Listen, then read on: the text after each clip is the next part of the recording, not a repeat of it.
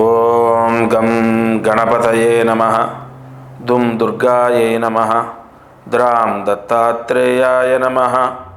శరబిందు సమాకారే పరబ్రహ్మస్వరూపిణి వాసరాపీఠనిలయే సరస్వతే నమోస్తుతే.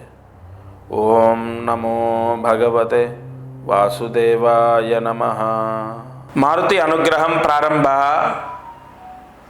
నవంబర్ 18, 2025 మంగళవారం త్రయోదశి. నిన్న కూడా త్రయోదశి, ఇవాళ కూడా సూర్యోదయానికి త్రయోదశి ఉంది. త్రయోదశి స్వాతి నక్షత్రం, కార్తీక మాసం, కృష్ణపక్షం. ఇవాళ దీపారాధన 4 ఒత్తులు ఒక ఒత్తిగా చేసి మీ పూజా మందిరంలో తూర్పు వైపు దీపం వెలిగించండి. అయితే ఆముదం వేసి తూర్పు వైపు దీపం వెలగాలి. ఇవాళ ఎవరింట్లో అయినా అంటే జాతకంలో చాలామందికి కాలసర్ప దోషాలు ఉంటాయి.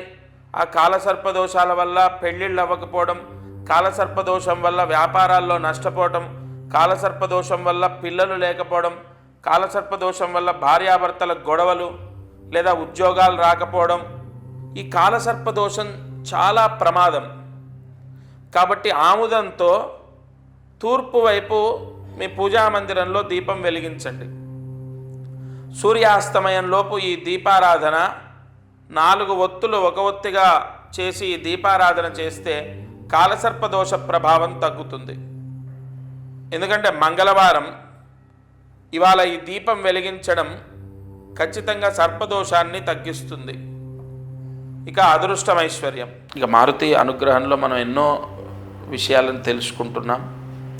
ప్రతిరోజు ఒక దీపారాధన గురించి ఎంతో వివరంగా నేను చెప్పడం గల కారణం, దీపారాధనతో అష్టైశ్వర్యాలు పొందిన కుటుంబాలు ఎన్నో ఉన్నాయి నాకు తెలిసినవే. నా వయసు ఎంత, నా పరిజ్ఞానం ఎంత, అటువంటి నాకు తెలిసినవే ఎన్నో ఉంటే మహానుభావులు మా గురువులు ఎంతమందిని ఉద్ధరించారు. సరే, నేను ఒక పరిహారం చెప్తున్నాను కదా, ప్రతిరోజు అదృష్టం ఐశ్వర్యంలో చెప్తూనే ఉన్నాను. త్రికోణ భస్మ స్నానము. కార్తీక అమావాస్య నవంబర్ 20వ తారీఖు విశాఖ నక్షత్రం గురువారం రావటం, గురువు నక్షత్రం రావటం, అమావాస్య. ఖచ్చితంగా కార్తీక అమావాస్య రోజు త్రికోణ భస్మ స్నానం చేస్తే అంతులేని ఐశ్వర్యం. ఇది ఎందుకు నేను ఇంత మనసులోంచి మాటని వాడుతున్నాను అంటే, ఆ మాట అలా ఎందుకు చెప్తున్నానంటే, కొన్ని ముహూర్తాలు అంత యోగాన్ని, అంత వరాన్ని ఇస్తాయి. అబ్బాయికి ఉద్యోగం రావాలి, లేదా వివాహం అవ్వాలి, అమ్మాయికో అబ్బాయికో పెళ్ళి అవ్వాలి, అమ్మాయికో అబ్బాయికో ఉద్యోగం రావాలి, లేదు పాప ప్రక్షాళన. ఇదంతా కాదు, పాప ప్రక్షాళన అవుతుందండి త్రికోణ భస్మ స్నానం చేస్తే.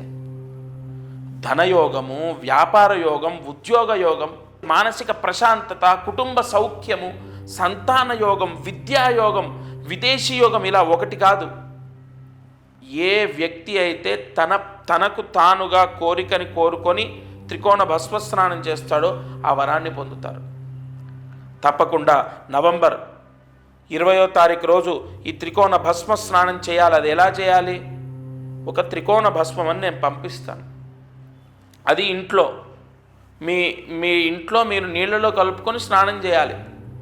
అయితే ఎవరికి వారే, ఇప్పుడు ఉదాహరణకు పైన మన ఇంటి పైన ట్యాంక్ ఉంటుంది, ఆ ట్యాంకులో కలిపేసి అందరం చేస్తాం. అలా కాదండి, అలా కాదంటే నన్ను ఒక ఆవిడ పాపం అమాయకంగా ఆవిడ ప్రశ్న వేశారు. పాపం ఏం తెలుసు, కానీ నేను వివరంగా, అమ్మా అలా కాదు, మంత్రించేది త్రికోణ భస్మం అంటే కుటుంబంలో నలుగురున్నా ఒకే గోత్రమైనా ఎవరిది వారికే, ఎవరి కర్మ వారిదే, ఎవరి ప్రాయశ్చిత్తం వారిదే కదా. తండ్రి ప్రభుత్వ ఉద్యోగం, కొడుకుకు ఖచ్చితంగా ప్రభుత్వ ఉద్యోగం వస్తుందని గ్యారంటీ లేదు కదా. తండ్రి ఒక పెద్ద సూపర్ స్టార్, అలాగని కొడుకు కూడా అలాగే అవుతారని లేదు కదా. లేదు తండ్రి ఒక పెద్ద దానకర్ణుడు, కొడుకు అలా ఉంటాడని లేదు కదా. ఎవరి కర్మ అనుసారైనా వాళ్ళు అనుభవించే ప్రాయశ్చిత్తం వాళ్ళదే. ఎవరికి వారికే త్రికోణ భస్మ స్నానం చేయాలి. నవంబర్ 20 మీరు కోరుకున్న ప్రతి కోరిక సిద్ధిస్తుంది. ఇక ఇది ఇవాల్టి మారుతి అనుగ్రహం కార్యక్రమం. మంత్రజపం చేయండి, దీపారాధన చేసుకోండి, అదృష్టం ఐశ్వర్యంలో ముఖ్యంగా నేను చెప్పిన ఈ త్రికోణ భస్మ స్నాన ప్రాయశ్చిత్తం చేసుకోండి. ఎప్పుడు ఒక్కటి గుర్తుపెట్టుకోండి, చివరిగా ఒక మాట, ఎప్పుడు ఏ వ్యక్తి కర్మ ఎలా పోతుంది అన్నది దైవ నిర్ణయం. కాబట్టి ఏ పరిహారాన్ని వదిలిపెట్టొద్దు, అది మిమ్మల్ని ఉద్ధరింపజేస్తుంది. ఇంకొకటి, మనం ఖర్చు పెట్టేది ఎంత అండి? 450 రూపాయలు ఆ బ్రాహ్మడికి ఇస్తాం, 100 రూపాయలు పోస్టుకి ఇస్తాం, 550 రూపాయలు అంతే. ఇవన్నీ కూడా నేను ఎందుకు మీ దగ్గరికి తీసుకొస్తున్నాను తెలుసా? ఇవాళ ఏ గుడికి వెళ్ళి ఏ పూజ చేసినా 2000, 3000, 10,000 ఎక్కడ చూసుకోండి మీరు. కానీ నా వాళ్లకు అసలు ఏ రకంగా అన్ని రకాలుగా నిస్సహాయంగా ఉన్న వాళ్ళు కూడా భగవత్ అనుగ్రహాన్ని పొందాలి. జీవితంలో కర్మ దోషం శాశ్వతం కాదు. మన జీవితం మనమే ఉద్ధరింపజేసుకోవచ్చు భగవత్ అనుగ్రహం ద్వారా. అందరూ బాగుండాలి. దత్తార్పణమస్తు.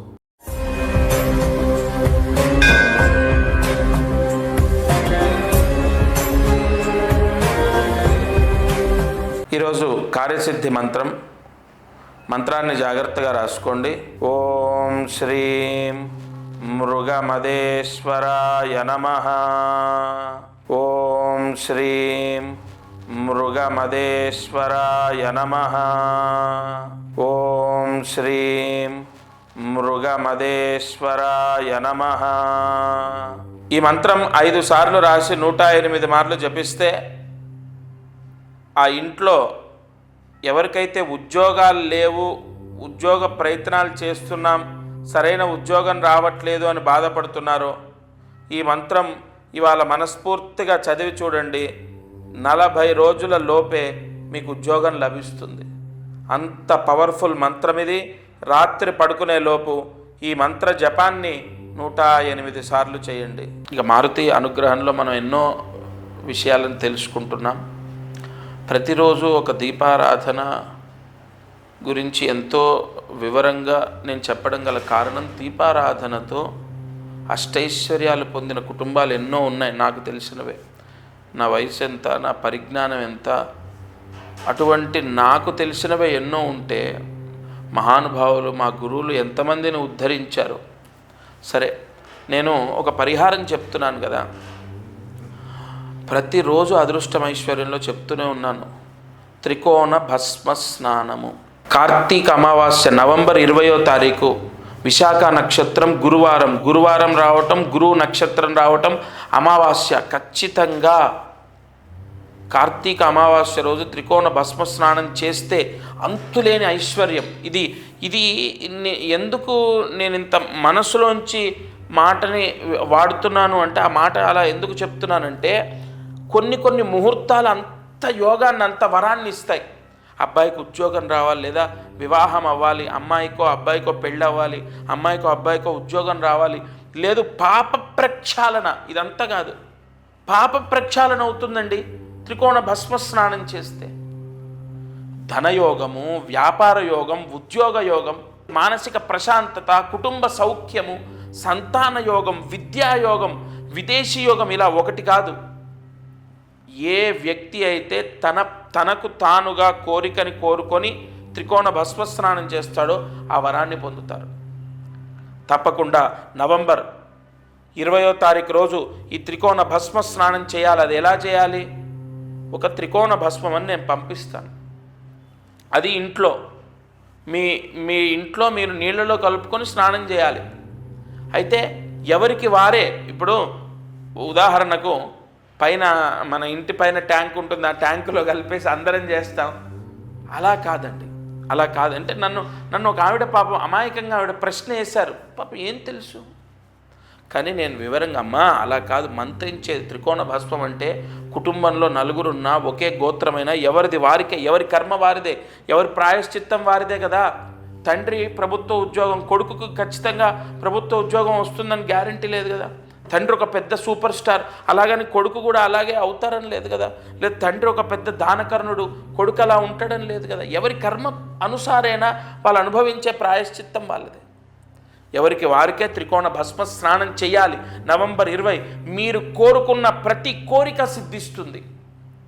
ఇక ఇది ఇవాల్టి మారుతి అనుగ్రహం కార్యక్రమం. మంత్రజపం చేయండి, దీపారాధన చేసుకోండి. అదృష్టం ఐశ్వర్యంలో ముఖ్యంగా నేను చెప్పిన ఈ త్రికోణ భస్మ స్నాన ప్రాయశ్చిత్తం చేసుకోండి. ఎప్పుడు ఒక్కటి గుర్తుపెట్టుకోండి, చివరిగా ఒక మాట, ఎప్పుడు ఏ వ్యక్తి కర్మ ఎలా పోతుంది అన్నది దైవ నిర్ణయం. కాబట్టి ఏ పరిహారాన్ని వదిలిపెట్టొద్దు, అది మిమ్మల్ని ఉద్ధరింపజేస్తుంది.